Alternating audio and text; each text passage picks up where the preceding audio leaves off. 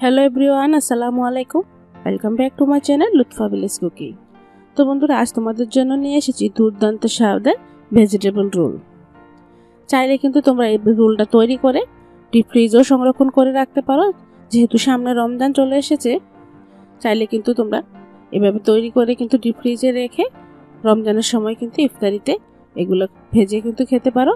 তো কিভাবে এই রোলটা তৈরি করি তা দেখে নাও। আর বন্ধুরা, তোমাদের কাছে ছোট্ট একটা রিকোয়েস্ট রইল, যদি আমার চ্যানেলে নতুন বন্ধু হয়ে থাকো তাহলে অবশ্যই চ্যানেলটাকে সাবস্ক্রাইব করবে এবং পাশে থাকা বেল আইকনটিও ক্লিক করে রাখবে। আর ভিডিও দেখতে দেখতে যদি মন থেকে একটু ভালো লাগে থাকে তাহলে অবশ্যই একটা লাইক দিন। তো ভেজিটেবল রোলটা তৈরি করার জন্য প্রথমে লাগছে এখানে 1 কাপ পরিমাণ ময়দা। তবে এই রোলটা তৈরি করতে ময়দা দিয়ে কিন্তু বেশি ভালো হয়। চাইলে কিন্তু এখানে আটাও তোমরা ইউজ করতে পারো। তারপর আমি স্বাদমতো লবণ দিয়ে 1 টেবিল চামচ দিচ্ছি সাদা তেল। তেলটা দিয়ে ভালো করে আমি ময়ামটা করে নিচ্ছি। তো বন্ধুরা, চাইলে কিন্তু তোমরা এখানে ঘিও অ্যাড করতে পারো, এতে করে রোলের স্বাদটা কিন্তু আরও ভালো আসবে। তো একটু কষলে কষলে ভালো করে আমি ময়ামটা করে নিচ্ছি। যখনই ময়ামটা ভালোভাবে করা হবে তখনই কিন্তু আটাটা একটু ঝুরঝুরো হয়ে যাবে। তো দেখো, ময়ামটা কিন্তু করা হয়ে গেছে। এখন আমি এখানে নর্মাল পানি দিয়ে আমি ডোটা তৈরি করছি। তো দেখতে পাচ্ছ, অল্প অল্প পানি অ্যাড করে আমি ডোটা তৈরি করে নিচ্ছি। ডোটা কিন্তু একদম স্টিকি হবে না, একটু সফট হবে। তো এরকম সফট করে কিন্তু ডোটা তৈরি করতে হবে। তো এখন এটাকে রেস্টে রেখে দিচ্ছি 10 থেকে 15 মিনিটের মতো। তো এর ফাঁকে আমি পুরটা তৈরি করে নিই। তার জন্য চুলায় একটা প্যান বসিয়ে দিয়ে দিচ্ছি 3 টেবিল চামচ সাদা তেল। তেলটা যখন ভালো করে গরম হয়ে আসবে তখন আমি এখানে দিয়ে দিচ্ছি 1 টেবিল চামচ জিরা। এখানে আমি আস্ত জিরাটা ইউজ করেছি। এই জিরাটা এখন আমি 2-1 সেকেন্ড ভেজে নিব, এতে করে খুব সুন্দর একটা ফ্লেভার ছড়াবে।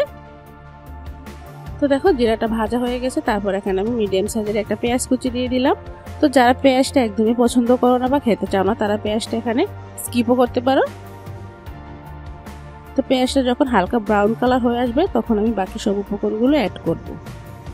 তো দেখো, পেঁয়াজটা কিন্তু হালকা ব্রাউন কালার হয়ে এসেছে।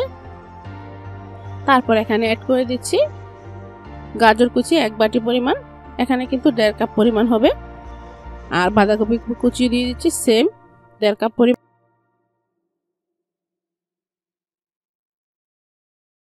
কিছুটা দিয়ে দিচ্ছি কাঁচামরিচ কুচি। তো ঝালটা কিন্তু নিজেদের মতো করে অ্যাডজাস্ট করে দিতে হবে। স্বাদ মতো দিয়ে দিচ্ছি লবণ। লবণটা দিয়ে এখন আমি একটু নেড়ে চেড়ে ভালো করে সব উপকরণগুলো একটু ভেজে নিব। তো সবজিগুলো যাতে একটু ভাজা হয় আর হালকা একটু যাতে নরম হয় এভাবে কিন্তু ভেজে নিতে হবে। আর সবজিগুলো মিডিয়াম আঁচে কিন্তু ভাজতে হবে। একদম লো আঁচে ভাজলে কিন্তু সবজিগুলো গলে যাবে, সেক্ষেত্রে রোলটা খেতে একদমই ভালো লাগবে না।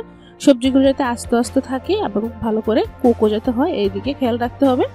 তার জন্য মিডিয়াম আঁচে কিন্তু সবজিগুলো ভাজতে হবে। তো দেখো, আমি নাড়তে নাড়তে কিন্তু সবজিগুলো খুব ভালো করে ভেজে নিয়েছি। এভাবে নরম হয়ে এসেছে। এখন আমি সব উপকরণগুলো অ্যাড করে দিচ্ছি। তো এখানে দিচ্ছি জিরা 1 চামচ পরিমাণ, হলুদ গুঁড়া দিচ্ছি 1 চামচ, ধনে গুঁড়া দিচ্ছি 1 চামচ, আর লাল মরিচের গুঁড়ো দিচ্ছি 1 চা চামচ। দিয়ে এখন সব মশলাগুলো দিয়ে দিলাম। দিয়ে এখন ভালো করে মিশিয়ে নিচ্ছি। তো গরম অবস্থায় মশলাগুলো পড়লে কিন্তু দলা পাকিয়ে থাকে, তাই খুব ভালো করে মিশিয়ে নিতে হবে। খেয়াল রাখতে হবে মশলা মিশিয়ে নিতে হবে। খেয়াল রাখতে হবে মশলাগুলো যাতে এক জায়গায় দলা পাকিয়ে না থাকে। তো বন্ধুরা দেখো, মিশানো হয়ে গেছে। এই পর্যায়ে দিয়ে দিচ্ছি 1 কাপ পরিমাণ আলু। তো আলুটা আমি সিদ্ধ করে ম্যাশ করে রেখেছি। তারপর আমি আলুটা ভালো করে মিশিয়ে নিচ্ছি সব মশলার সাথে। তো আমি কিভাবে কাজটা করছি তোমরা কিন্তু অবশ্যই দেখতে পাচ্ছ। ভিডিওটা কিন্তু একটু মনোযোগ দিয়ে দেখো। তো বন্ধুরা, কিছু কিছু জিনিস আছে চোখের আইডিয়ায় কিন্তু কাজটা করে নেওয়া যায়। তো তার জন্য অবশ্যই বন্ধুরা ভিডিওটা একটু ভালো করে দেখো। তো আলুটা ভালো করে মিশানো হয়ে গেছে। আর 1 মিনিটের মতো আমি আলুটাও ভেজে নিয়েছি। তারপর দিয়ে দিচ্ছি এখানে 2 চামচ পরিমাণ টমেটো সস। তো যারা টমেটো সসটা খেতে চান না সেক্ষেত্রে স্কিপও করতে পারেন। আর দিচ্ছি 1 চামচ পরিমাণ চাট মশলা। তো চাট মশলাটা কিন্তু এখানে অবশ্যই দিতে হবে। তারপর দিচ্ছি 2 টেবিল চামচ ধনেপাতা কুচি। ধনেপাতা কুচি এবং মশলাটা এখন জাস্ট একটু মিশিয়ে আমি নামিয়ে নেব। এটা কিন্তু আর ভাজার প্রয়োজন নেই, জাস্ট একটু মিশিয়ে ভালো করে মিশানো। তো আমি পুরটা ঠান্ডা হতে দিচ্ছি। পুরটা ঠান্ডা হতে থাক, বাকি প্রসেসিংগুলো আমি করে নিচ্ছি। তো এর ফাঁকে দেখো বন্ধুরা, ডোটা কিন্তু খুব ভালো করে সফট হয়ে গেছে। ডোটা কিন্তু এখন আরও অনেকটাই সফট হয়েছে। তোমরা দেখেই বুঝতে পারছো, ডোটা যত বেশি রেস্টে রাখবে ডোটা কিন্তু তত বেশি সফট হবে। তো ডোটাকে আমি আরও কিছুক্ষণ মধ্যে এখন আমি ছোট ছোট করে লেচি কেটে নিচ্ছি। তো আমি 1 কাপ ময়দা দিয়ে কিন্তু 10 পিস লেচি কেটেছি। চাইলে কিন্তু 8 পিসও করতে পারো। তো 10 পিস করলেই কিন্তু পারফেক্টভাবে তুমি রোলটা তৈরি করতে পারবে। তো এখানে একটা লেচি হাতে নিয়ে গুঁড়ো করে কিছুটা ময়দা দিয়ে আমি এখন বেলে নিব। চাইলে কিন্তু তেল দিয়েও বেলে নিতে পারো, তবে ময়দা দিয়ে বেললে আমার মনে হয় অনেকটাই সুবিধা হয়। তো তোমাদের যেভাবে সুবিধা ঠিক সেভাবে বেলে নিও। তো দেখতে পাচ্ছ রুটিটা আমি বেলে নিচ্ছি। রুটিটা কিন্তু নর্মাল রুটির মতো হবে না, একটু পাতলা হবে। এই রোলের ক্ষেত্রে কিন্তু রুটিটা যত পাতলা হবে রোলটা ততই ক্রিস্পি হবে। তো দেখতে পাচ্ছ নিচে দিয়ে কিন্তু হাতের আঙ্গুলগুলো একদম স্পষ্টভাবে দেখা যাচ্ছে, এরকম পাতলা করে আমি বেলে নিয়েছি। তো এখন আমি একটা রোল তৈরি করে দেখাচ্ছি। এখন আমি দিয়ে দিচ্ছি 3 টেবিল চামচ পরিমাণ পুর। তো পুরটা কিন্তু নিজেদের মতো করে দিতে হবে। পুরটা বেশি দিলে খেতে বেশি ভালো লাগে, তো অনেকে কিন্তু বেশি পুর পছন্দ করে খেতে, তোমরা কিন্তু একটু কমিয়েও দিতে পারো। তারপর এবং সাইড থেকে একটু ভাঁজ দিয়ে নিতে হবে। তো বন্ধুরা আমি যে প্রসেসটা দেখিয়ে দিচ্ছি এভাবে যদি তোমরা তৈরি করো কোনো রকম শীট তৈরি করারও ঝামেলা থাকবে না, আর একদম বের হওয়ারও কোনো ঝামেলা থাকবে না। তো বন্ধুরা এভাবে সামনে একটু পানি লাগিয়ে নিতে হবে। যদি পানিটা ভালো করে তোমরা লাগিয়ে নিতে পারো তারপর কিন্তু আর কোনোভাবে জয়েন্টটা আর খুলে যাবে না। তারপর আমি এভাবে ভালো করে রোলভাবে তৈরি করে নিচ্ছি। তো জয়েন্টটা যদি ভালো করে সিল করা যায় তাহলে কিন্তু কোনো সময় ফেটে যাবে না, আর ফেটে গেলেই কিন্তু ভিতরে তেল ঢুকে যাবে। এভাবে যদি তৈরি করো কোনোভাবে ফেটে যাবে না, 100% গ্যারান্টি। তো বন্ধুরা তোমাদের আরেকটা তৈরি করে দেখাচ্ছি। দেখো আমি পর্যাপ্ত পরিমাণ পুর দিয়ে নিলাম। পুর দিয়ে সাইড থেকে এভাবে একটু ভাঁজ দিয়ে নিব।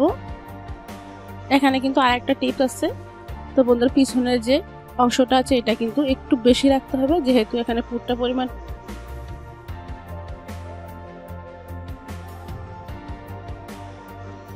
পুরটা যাতে ভালোভাবে কভার করা যায় পিছনের অংশটা দিয়ে। এই যে পিছনের রুটির যে অংশটা এখন আমি দিচ্ছি এই অংশটা দিয়ে পুরটা কিন্তু এভাবে ভালো করে কভার করতে হবে, তাহলে কিন্তু পুরটা আর বেরিয়ে যাবে না। তারপর খুব ভালো করে রোলের মতো তৈরি করে নিতে হবে, আর সাইডের বাঁশটা কিন্তু অবশ্যই ভালো করে দিতে হবে। তো দেখো এভাবে 2টা রোল তৈরি করে নিয়েছি। তো কথা বলতে বলতে কিন্তু সবগুলো রোলে আমি এভাবে তৈরি করে নিয়েছি। এই অবস্থায় কিন্তু তোমরা সংরক্ষণ করতে পারো ডিপ ফ্রিজে এয়ারটাইট বক্সে ভরে। তা আমি আর সংরক্ষণ করব না, সবগুলোই ভেজে নিব। তার জন্য চুলায় প্যান বসিয়ে পর্যাপ্ত পরিমাণ তেল দিয়ে দিলাম। তেল দিয়ে এখন আমি রোলটা দিয়ে দিচ্ছি একে একে। তো এখানে তোমাদের একটা বলে দিই বন্ধুরা, যারা রেগুলার ভাজাভাজির কাজ করো তাদের কাছে এখানে একটা ছোট্ট টিপস। ভাজাভাজির ক্ষেত্রে কিন্তু অনেক সময় যে রোল বা যে কোনো নাস্তার ক্ষেত্রে উপরে যে ছোট ছোট বুটি বুটি ভাব আসে বা একদম মসৃণ হয় না ভাজার পর, সেক্ষেত্রে তোমরা তেলের হিটটা একদম অল্প রেখে অল্প আঁচে কিন্তু নাস্তাগুলো দিতে হবে, তাহলে দেখো উপরটা কতটা স্মুথ হয়েছে। এইভাবেই কিন্তু রোলগুলো তৈরি করে নিতে পারবে। বা যে কোনো নাস্তার ক্ষেত্রে কিন্তু এই টিপসটা অবশ্যই অ্যাপ্লাই করবে, খুবই উপকৃত হবে। হাই হিটে বা লো আছে একদম ভাজা যাবে না।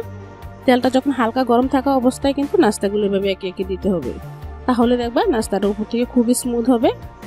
হাই হিটে ভাজলে কিন্তু নাস্তাটা উপর থেকে এরকম বুটি বুটি ভাব চলে আসবে, সেক্ষেত্রে নাস্তাটা দেখতে সুন্দর লাগবে না।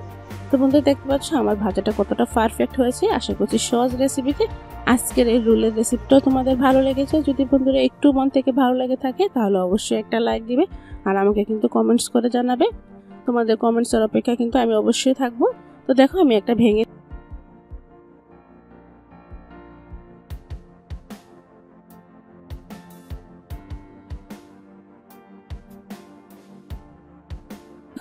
ভেঙে দেখাচ্ছি ভিতরটা কতটা পারফেক্ট হয়েছে, কোনো রকম তেল প্রবেশ করেনি, আর খেতে কিন্তু দুর্দান্ত হয়েছে। আশা করছি তোমরাও বাসায় ট্রাই করবে, তোমাদের ওটা খেতে কিন্তু খুবই মজাদার হবে। কাজ এখানে শেষ করছি, নেক্সট ভিডিওতে আবারও দেখা হবে। আল্লাহ হাফেজ।